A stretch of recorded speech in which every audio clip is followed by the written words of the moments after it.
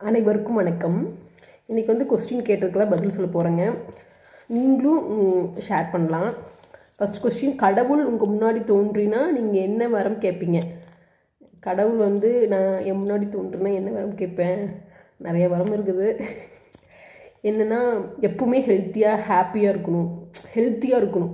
உடம்புல எந்த நோய் நொடி இல்லாமல் இருக்கிறவர்களும் உடம்புல எந்த பிரச்சனையும் இல்லாமல் ஆரோக்கியமாக இருக்கணும் எல்லாருமே அப்படின்னு கேட்பேன். நீங்கள் என்ன கேட்பீங்கிறது மறக்காமல் கமெண்ட் பண்ணுங்கள். நீங்கள் கமெண்ட் பண்ணால் நெக்ஸ்ட் வீடியோவில் நான் அதை சொல்லுவேன். ஓகே, நெக்ஸ்ட் கொஸ்டின் வந்து, அடுத்த ஜென்மத்தில் நீங்கள் என்னவா பிறக்க ஆசைப்படுறீங்க? அடுத்த ஜென்மத்தில் வேண்டாம், இந்த ஜென்மமே போதும், அடுத்த ஜென்மமே வேண்டாம் அப்படின்னு தான் சொல்லுவேன். எனக்கு அடுத்த ஜென்மத்தில் எனக்கு மனுஷனாக பிறக்க வேண்டாம், அப்படி ஏதாச்சும் ஒரு மரமோ இல்லை ஆறோ அந்த மாதிரி பிறந்துக்கலாம். அப்புறம், உங்களுக்கு சமைக்கிறது பிடிக்குமா, சாப்பிட்றது பிடிக்குமா?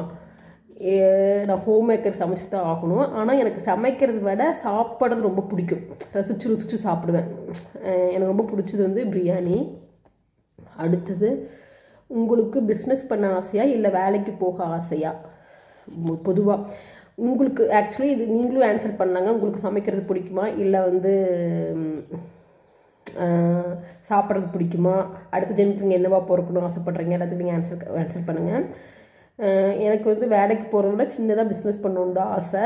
அடுத்த கொஸ்டின் உங்களுக்கு தான். உங்களுக்கு லவ் மேரேஜ் பிடிக்குமா இல்லை அரேஞ்ச் மேரேஜ் பிடிக்குமா?